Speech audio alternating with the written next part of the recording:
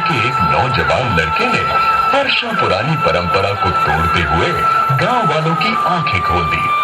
उसने न केवल लोगों के मन में कई वर्षों से चली आ रही अज्ञानता और रूढ़िवादिता को समाप्त किया, बल्कि गांव के लोगों को विकास की एक ऐसी राह दिखाई जिससे कुछ ही वर्षों में वो गांव सबसे खुशहाल और समृद्ध बन गया और दूसरे कई गांव के लिए एक आदर्श गांव बन गया। जानना चाहेंगे आखिर ये हुआ कैसे? आइए देखें कैसे गांव की तकदीर बदली। हमारे देश के प्रधानमंत्री नए एटॉमिक पावर प्लांट का भूमि पूजन करने के लिए हेलीकॉप्टर से यहाँ पहुँच रहे हैं। आप शांति रखिए।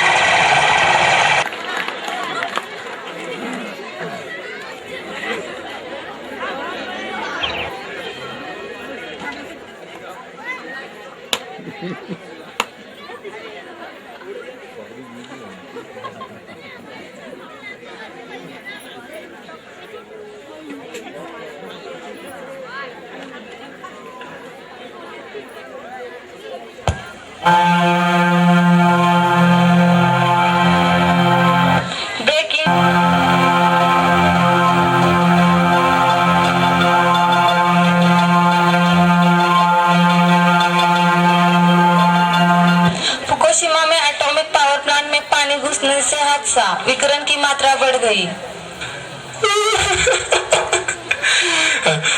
I lost my father, my mother, brother. Oh, disaster like Second World War. Oh God, oh God, oh God.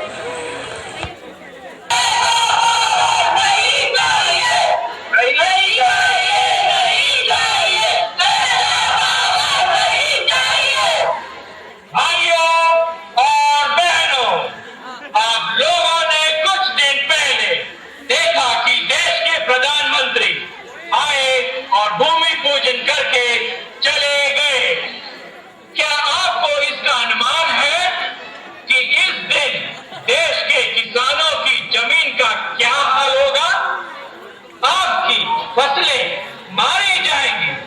ये पेड़ आप देख रहे हैं, इस पर फल नहीं उगेगा और तो और इससे इतना विकिरण फैलेगा कि नदियों, तालाबों और समुद्र की मछलियां तक नहीं बचेगी। जापान की फुकुशिमा की घटना से आप परिचित ही हैं। वहां पर धन जान की हानि हुई थी। मैं आपसे वादा करता हूं कि अगर मेरी पार्टी सत्ता में आती है तो शुरू ही में इस प्लान का कैंसिल कर दिया जाएगा। इसलिए आप लोग मेरी जनता पार्टी को भारी मतों से विजय बनाएं। सरकार पार्टी, सरकार पार्टी, सरकार पार्टी। राम राम मुखिया जी, राम राम मुखिया जी, राम राम मुखिया जी, राम राम मुखिया जी, राम राम मुखिया जी। राम राम गाँव वालों, राम राम। अरे बुधिया, तुम पार्वती, नन्हे, मिश्री, अरे तुम सबके सब आज अचानक से आओ आओ और बैठो।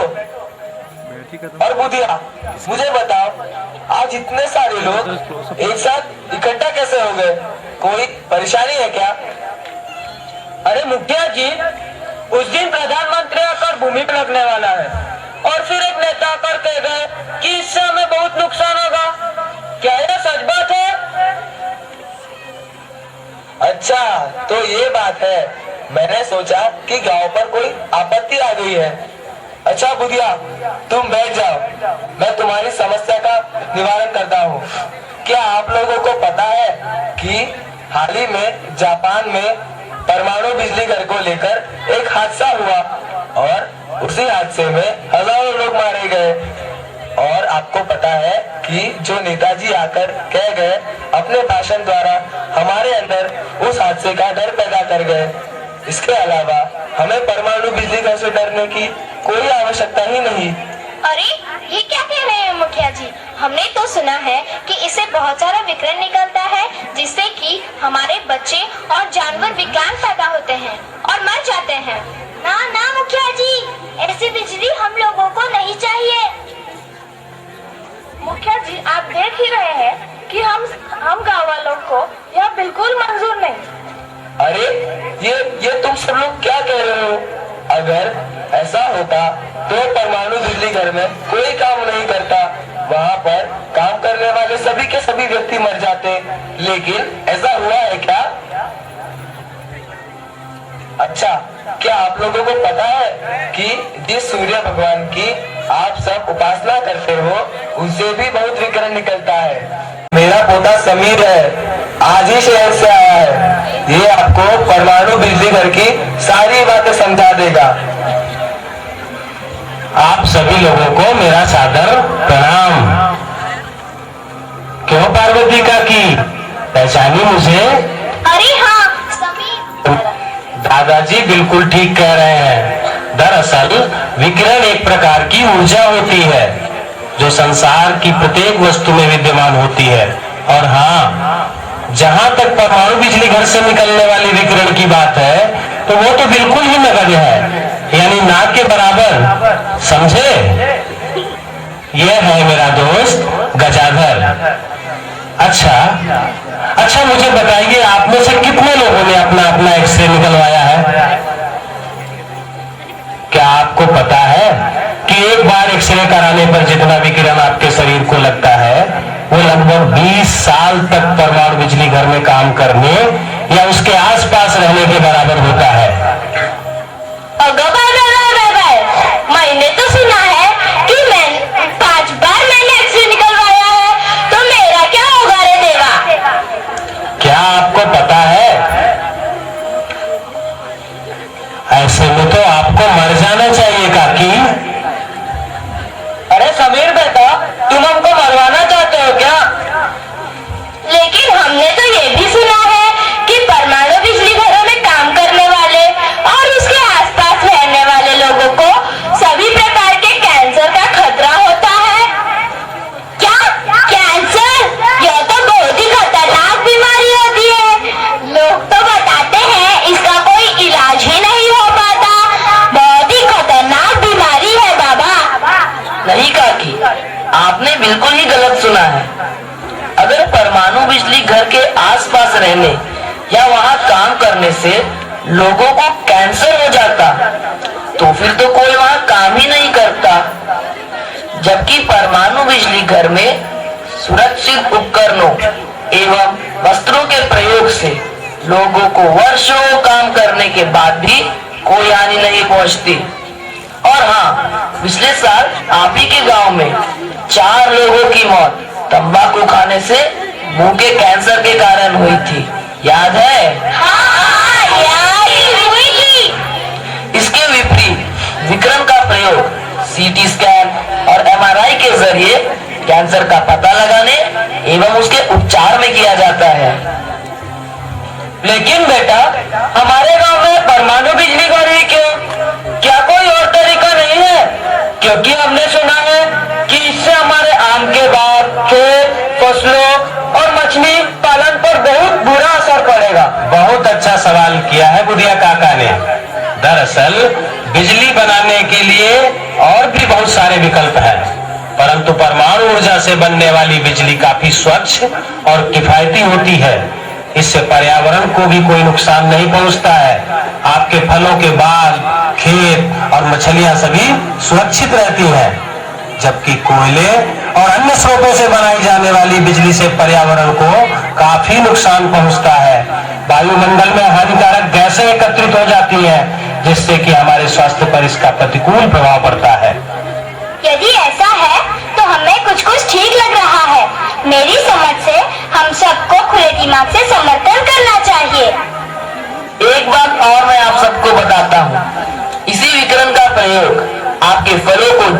जलने से बचाने में, मटर इत्यादि फसलों में लगने वाले कीटों से बचाने में किया जाता है।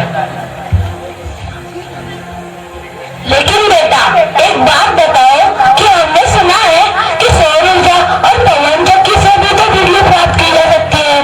ऐसे में हमें परमाणु बिजली से ही बिजली क्यों चाहिए? हाँ, सौर ऊर्जा के अलावा हम पवन चक्की से भी तो बिजली प्राप्त कर सकते हैं।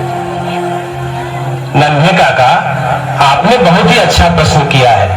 निसंदेह हम सौर ऊर्जा और पवन चक्कियों के द्वारा भी बिजली पैदा कर सकते हैं, लेकिन दोनों स्रोतों से बड़े पैमाने पर ऊर्जा का उत्पादन करने के लिए हमें बहुत ज्यादा जमीन की आवश्यकता होगी। क्या हमारे पास इतनी जमीन है? नहीं। दूसरा, सौर ऊर्जा के लिए हमें दिन में तो सूर्य भगवान मिल जाएंगे, लेकिन रात में हम बिजली कैसे उत्पन्न करेंगे? और जहाँ तक पवन चक्की का सवाल है, तो उसके लिए मुझे बताइए, आप सब लोगों में से कितने लोगों ने आज तक पवन चक्की देखी है? किसी ने नहीं ना? मैं बताता हूँ। एक पवन चक्की को भी काफी जगह की जरूरत है। परमाणु बिजली घर को बहुत ही कम जगह की जरूरत होती है और बड़े पैमाने पर 24 घंटे बिजली पैदा की जा सकती है। परमाणु बिजली घर में पैदा की जाने वाली बिजली किफायती भी होती है और इसकी लागत भी कम होती है। लेकिन बेटा हमने तो ये भी सुना है कि अणु ऊर्जा काफी खतरनाक है और संकट के समय काफी जान माल का नुकसान भी होता है। हाँ हाँ, ये तो हमारे लिए ठीक नहीं है बेटा। जब हम लोग ही नहीं रहेंगे तो ऐसे बिजली से क्या फायदा? इससे तो अच्छा ऐसे ही ठीक है। हाँ हाँ, संगीता बिल्कुल ही ठीक कह रही है। इतनी खतरनाक बिजली लेकर हम करें क्या? वैसे तो हमारा काम चल ही रहा है। पार्वती काकी, क्या आप जानती हैं कि दुनिया में सबसे खतरनाक चीज क्या है? क्या है? आग। जी हाँ, आग। कैसे बेटा? आज से 8 लाख वर्ष पूर्व सबसे पहले आग का आविष्कार हुआ था, तो उससे निकलने वाली ऊर्जा से हजारों लोगों की मौत और संपत्तियों का नाश हो गया था। क्या आज हम इससे डरते हैं? नहीं। आए दिन हजारों लोग बाढ़, भूस्खलन या फिर सड़क हादसों में मारे जाते हैं। इसीलिए मैं कहता हूँ, अपने मन से ऐसे सोच निकालिए और नई चीजों का स्वागत कीजिए।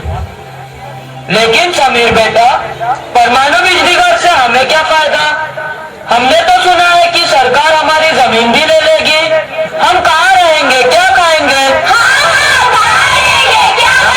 शांत हो जाइए, शांत हो जाइए। देखिए बुधिया काका, अगर सरकार आपकी जमीन लेगी तो उसके बदले आपको उचित मुआवजा भी मिलेगा। आपको पुनर्व्यवस्थित करने की जिम्मेदारी भी सरकार की ही होगी। जहाँ आपके गांव में 5-6 घंटे बिजली आती है, वहीं 24 घंटे बिजली आएगी। हाँ, और गांव में आपके बच्चों के पढ़ने के लिए विद्यालय भी बनेंगे, जहां आपके बच्चों को मुफ्त शिक्षा मिलेगी। अस्पताल का निर्माण होगा, जहां आपको निःशुल्क चिकित्सा की भी सुविधा मिलेगी। इसके साथ ही आपको पक्की सड़कें, पानी, सामुदायिक केंद्र जैसी सुविधाएं उपलब्ध होंगी और हर व्यक्ति को उसकी योग्यता के अनुसार रोजगार का अवसर भी मिलेगा। कुल मिलाकर आप सबकी तरक्की होगी और आपका गांव खुशहाल गांव बनेगा। लेकिन बेटा, ये सब तो ठीक है, लेकिन एक बात बताओ, परमाणु बिजली घर कितने सुरक्षित है? तब क्या होगा जब भूकंप या बाढ़ आए? ऐसे में हमारा क्या होगा? शांत हो जाइए, शांत हो जाइए। आपका सोचना बिल्कुल सही है, लेकिन मैं आपको जानकारी के लिए बता दूं कि देश में जितने भी हमारे परमाणु बिजली घर है, वह सब के सब सुरक्षित है। उनका पूरी तरह से विभिन्न चरणों में परीक्षण करने के बाद ही सरकार से निर्माण की मंजूरी मिलती है। गुजरात में भूकंप और चेन्नई में सुनामी आई थी। संकट की उस घड़ी में भी हमारे परमाणु बिजली घर पर चट्टान की तरह अडिग और सुरक्षित थे और बिजली का निर्माण सुचारू रूप से कर रहे थे। लेकिन समीर बेटा, आखिर हमें परमाणु बिजली घर क्यों चाहिए? हम सब तो ऐसे ही ठीक है। हाँ बेटा, हमारे बाप, दादा और दादा सब इसी व्यवसाय में थे और आज हम भी इसी व्यवसाय में हैं और